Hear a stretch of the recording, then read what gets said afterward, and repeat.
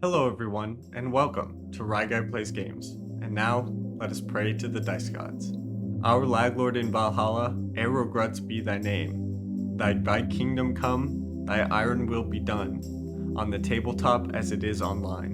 And lead us not into blanks, but deliver us from skulls. For thine is the initiatives, and the special powers, and the Tauren forever. Ska Hen.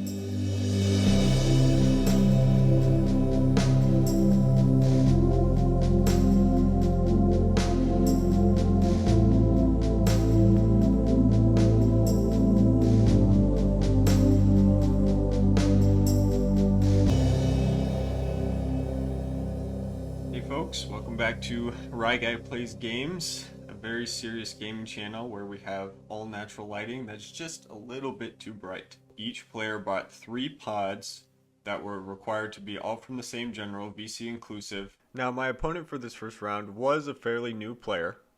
I've played 10 games in my life. I'm gonna get beat. I heard Mega Silver dragged you into this, kicking and screaming. Well, yeah, I mean, you're always welcome at a Heroescape table. That's awesome. And with that, the first draft of the tournament began. My 3 pods were the Tomb Skeletons ×3 and Ashy Dulu, which are both VC units, the Warriors of Ashra ×3 and Deadeye Dan, and 2x Tagawa Samurai Archers and the Sentinels of Grax, which is also a VC unit. He won the dice off, which means he got to choose whether he wanted to pick the first or second pod. He picked first and picked his Savaris and Ashra pod, which I thought was an excellent choice. I got 2 picks next, which meant I took my Tagawa Samurai to desperately try and counter Savaris, and I drafted the Ashra, which were good because there was only melee left in the pool at that point. He picked 2x Knights and Sir Gilbert with his last pick, a really solid choice, and the season got underway. I keep wanting to misspell your username. I keep trying to spell it like thick Aramir. It's too thick. Just know that every time you type that out or you say it, you are calling me Sugar Daddy. And I mean it too. I opened with some Ashra to secure some shadow and then send out my Tagawa Samurai to try and snipe Savaris before he could take out half of my army through the pigeonhole there. But then my opponent made kind of a weird decision with Quintella Gwyn. I think I'm just going to move her over to here so you can't so easily get her with that guy. Okay, I think he's overestimating how important Quintella Gwyn is. The battle continued. I danced around with my Warriors of Ashra trying to screen off my archers, and I managed to get some really lucky hits on Savaris and kill him. We also got an explanation as to why exactly Quintella Gwyn was doing what she was doing. I'm moving her right here to make it harder for you to try and pick off Ghost. Oh, it only works for elves? I probably didn't do that, because I thought she helped everybody and not him. I probably messed up there. I wondered what journey Quintella was going on. The journey of self-discovery, maybe.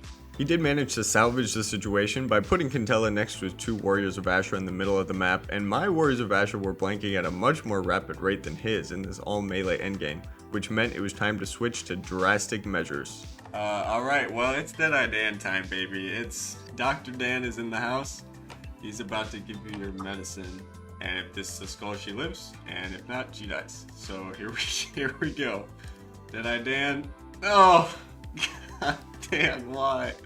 Deadeye Dan, why? Reason Deadeye Dan. He's gonna use the special, and now you're closer, so surely he won't miss. Come on, Dan. Oh. Okay, so the drastic measures didn't work, but the Sentinels of Grax came out swinging, and they put in some work, finally getting the Warriors of Ashra to blank.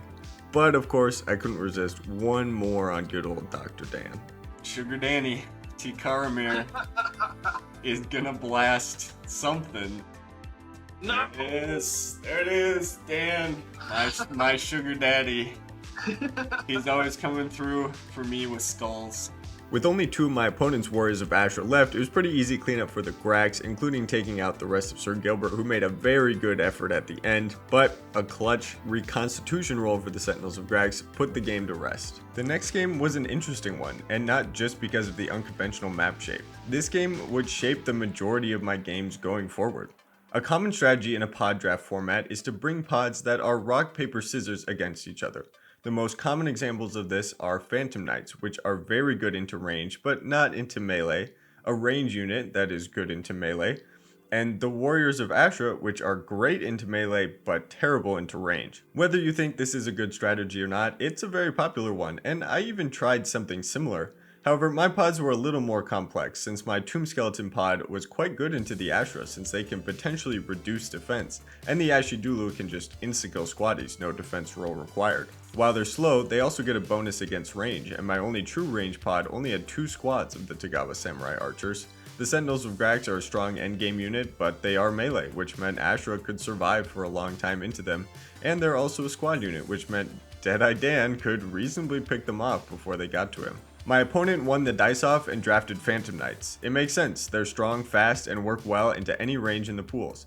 I drafted the Teeth of the Makwa, another VC range squad with good move and attack, and my Tomb Skeletons pod. I moved up very carefully while my opponent charged in with Phantom Knights, barely making it out of my start zone. And when my opponent began to engage to try to kill my range units, I switched to the Tomb Skeletons. See, my opponent had drafted the Warriors of Ashra to counter my melee units. But because they're so bad into range, it meant the Phantom Knights needed to kill every range unit in my army to stand a chance in the second half. One problem with this strategy is that since I was sitting back, once I killed a Phantom Knight or two, they had to take time moving up another one from the start zone, and that meant that they lost out on taking all 3 attacks for that turn. Eventually, my opponent started attacking Tomb Skeletons, but between them and the Ashidulu, they cleared out the last of the Phantom Knights while only losing a few of my range units. And from there, it was easy for the Teeth to kill Ashra from range, since their defensive agility only applies to melee attacks. And almost the exact same thing happened in the third round too. My opponent drafted Phantom Knights first, so I took my Tomb Skeletons and my opponent's range, which I felt, despite only being a 2-man squad, was stronger than my Tagawa Samurai Archers. There was a new glyph on the map, the Glyph of Niffle, which reduces clear line of sight to 3 spaces. This meant range would have significant troubles on the map, except that the 12 Caucasus rifles have a gas grenade special attack. Similar to the Airborne Elite's grenade attack, this attack doesn't require clear line of sight, which meant I could just toss it into the fog and hope for the best. It is only a 1 dice attack, but if it hits, all figures adjacent to it must defend, except for any 12 rifles, and it also reduces the defense of all figures by 1 for the rest of my turn. I hit 7 of my first 9 grenade attacks, solidly wounding the Phantom Knights and forcing my opponent to engage quicker than they would have liked. This game was much closer, however, because as I switched to Tomb Skeletons, they no longer had the same rapid efficiency as the last game. At one point, I missed 6 attacks of 3 dice into 3 defense when you expect an average of 3 kills. This gave my opponent time to figure out what I was doing and start to kill Tomb Skeletons quickly enough to keep some of the Phantom Knights safe. Fortunately, the Ashidulu and the last few 12th rifles were able to make a comeback and clear the board against Atlaga's terrifying charge, and we moved on to round 4 having already qualified for the playoffs. And this round 4 was the most ruthless, the sweatiest, most heartless game I've ever... Nah, I'm just kidding. This game against Earthling was a ton of fun. I took Dreadghouls and Tagawa while Earthling took his Knights and his Arrowgruts, and we were off. Guilty McCreech, or Guilty McGuilty as my girlfriend calls him, was the star of the show, tearing through Arrowgruts and Knights alike. We also learned much more about the Guilty Man himself from the chat, which was much darker than I expected. Jacob, I never understood why a lawman is named Guilty. Oh, he abused his power as a town sheriff. Damn, that's dark. I'm warning you now. Guilty apparently killed his local arch rival, a local judge. Oof. Man, that was the final straw, so they hung Guilty. God. He got pulled to Valhalla from the noose. That is wild lore for a game for 8 and up. Oh, he still has the rope burns around his neck. Jesus Christ. Oh, man. And with that horrifying revelation out of the way, the game continued. Krug and Guilty pretty much ignored each other, dancing around the map in favor of taking out each other's squaddies, my Dreadghouls versus his Arrowgruts. But the Dreadghouls did a really good job distracting Krug, and Guilty did an incredible job taking out a bunch of Arrowgruts as well as some Knights. I was being pretty careful to keep Guilty safe until I got a little greedy and let my opponent's Knight get 1 hit on him. You think you can stop Guilty? Let's see my 3 out of 3. Yeah, let's go. Oh no. Roll one out of 3. No. The first time he gets swung at. Yeah, there you go. He gets... Hell yeah. Oh god. Guilty McGuilty. It sounds like he kind of deserved that. I mean, just judging from his backstory, no, don't want to speak ill of the dead, but I mean, they don't call him Guilty McGuilty for nothing. With Guilty dead, I only had a few ranged squad figures to take out Krug, which is actually pretty easy with ranged squad figures. I took down the beast with only a couple casualties, and then it was fairly straightforward to take out the knights. I did have a spout of clairvoyance to figure out how exactly the game would end. In the interest of appeasing the cosmic spirits, I'll play those clips for you now. Odds I get a Counter-Strike this game, over under 1. What are we betting? I think both. 1? Okay. Okay. That'll do it. Oh, no Counter-Strike. No Counter-Strike. Probably not happening into Krug here, which is fine. 3v whatever Elgrim has, 2. One-shot Elgrim. Not quite. Yeah, Mega Silver says we still have the 1 Counter-Strike to happen. Damn it! You're gonna give me the Counter-Strike. Oh, yep. That was the chance. Oh no. Take my 4v4. Hell yeah. Let's see an 0 for 4 again. Oh, that actually, yeah, that's gonna do it. Oh yeah. Oh man, I we won't only do have that. 2 figures left to Counter-Strike with. It's gonna happen. I'm gonna engage intentionally. Intentionally with the engage. Tagawa. I'm not gonna kite Auric like I should. I'm gonna run up. I'm gonna put him on lava too. Screw it. Oh, I don't have any order marks on him. I'm getting this Counter-Strike before the game ends. Actually, that's how the game is gonna end. Auric is gonna get Counter-Strike. And then down on Auric. Oh, I could just kill Auric here. oh, Okay. He's still 1 alive. life left. Which is the perfect amount to Counter-Strike, by the way, for everyone do. watching. We'll take height and then do the nice. 3v3. Yeah, you're gonna try it. Oh shit. Come on.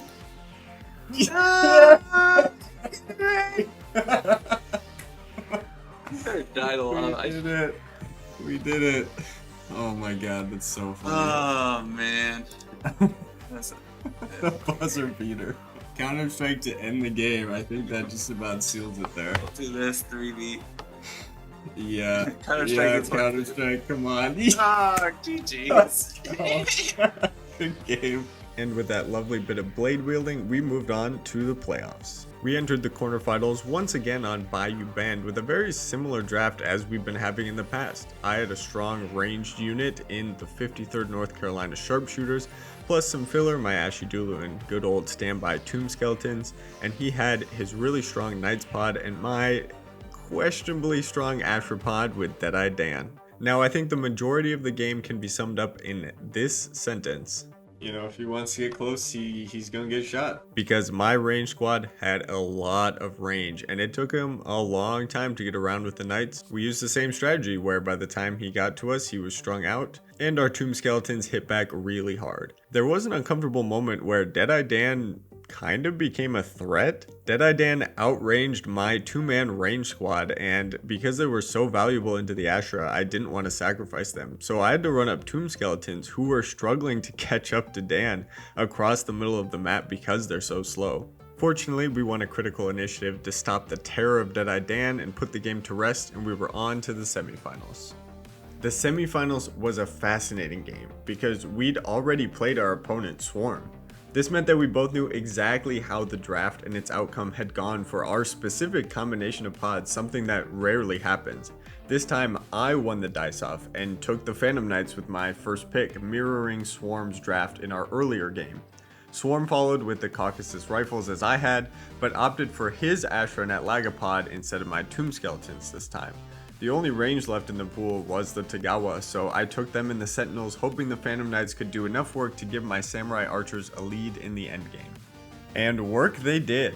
I developed the Phantom Knights very carefully, trusting in the extra defense dice from its substantial while moving almost all of them from my start zone to ensure I had a steady stream of knights when I began to attack. They traded fairly evenly with the rifles, but the Caucasus' low activations and the knight's speedy nature let me sneak around the side of the map to trade blows with that Laga and the Ashra from relative safety. Tying up the elves let me move up my archers, and again it was too late for my opponent to pivot. Atlaga took my numbers down somewhat, but the strength of the remaining Phantoms and the late game Sentinels of Grax were enough to finish off the last of the Warriors, giving us a bid to the finals with everything on the line. There was a prophecy to fulfill after all. Chris Perkins had won every odd-numbered season up to that point, Season 1, Season 3, and Season 5. I had won every even-numbered season, Season 2 and Season 4. The Season 6 title was right in my hands, but I had a tough challenge ahead of me. My opponent was Sir Heroescape, a well-known scape tuber and player. Their pods also posed a challenge in that they were way stronger than mine. A Knights of Weston pod with Sir Gilbert, a 10th Regiment pod with General Simon Fraser, and an Ashra and Savaris pod. This meant that the player that picked first would have to choose one army from my pool, which was significantly worse than anything of his. Sir Heroescape won the dice-off, and already I was sweating, but he elected to pick first and chose the strongest pod, the Knights. Without hesitation, I took the 10th and his Ashra, and he took my Tagawa Samurai pod, which was definitely the best choice of my three.